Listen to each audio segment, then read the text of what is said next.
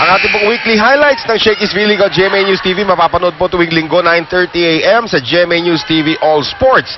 At nahanap na rin natin ang ating Shakey's Face of the Day, si Ana Lorly V. Caballero. She's 28 years old from Manila.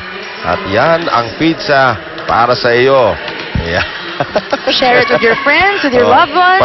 Pati si Ate Denise yung namimigay ng pizza, napapangiti. Siya yung nagbibigay ng pizza. Dapat si Ate Denise ginagawa ring Face of the Day. Pwede. Pwede, di ba? Oh, that is a serve by Sheila Pineda that was going to stay in all the time. Nagkalituhan dito sa koponan ng Philippine Air Force. Wala na sila magawa kundi magtinginan ng talaga. Pineda once again. First match of the conference and Pineda with another ace. Ito na ang secret weapon ngayon itong Cagayan Valley. Ang pagbabalik ni Bangnita.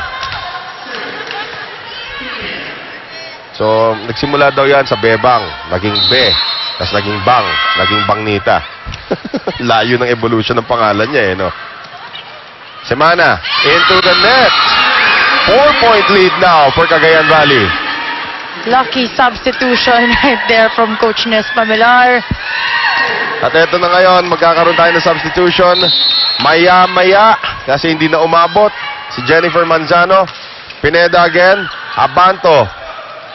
Here's the setup now for Wendy Semana, and that block is going to stay in. Pasok na pasok yun, sabi ni Aiza Maizo. Ngayon, a taller Jen Manzano in the front line para sa kupunan ng Air Force. Here's Rhea on the back set ngayon papunta kay Judy Caballejo. Angge. Yes!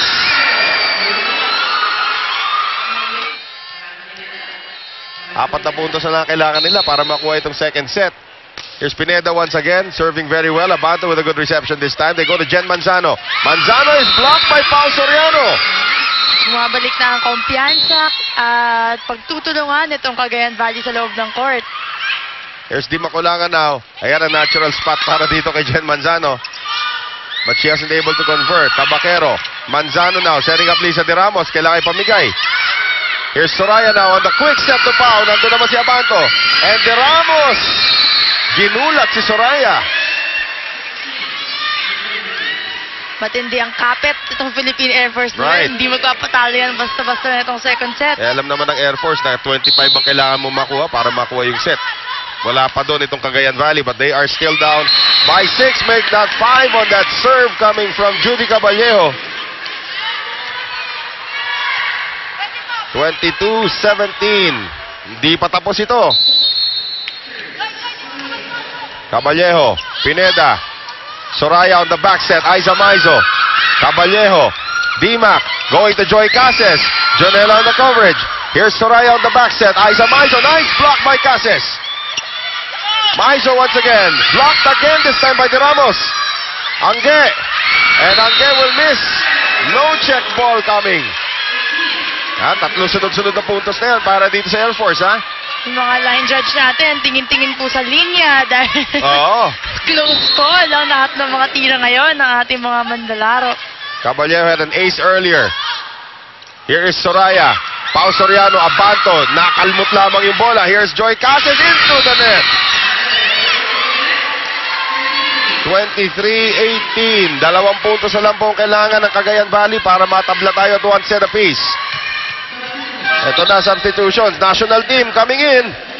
Joy Cases replacing Pomla Soraya. Chi Sayet replacing Aiza Maizo.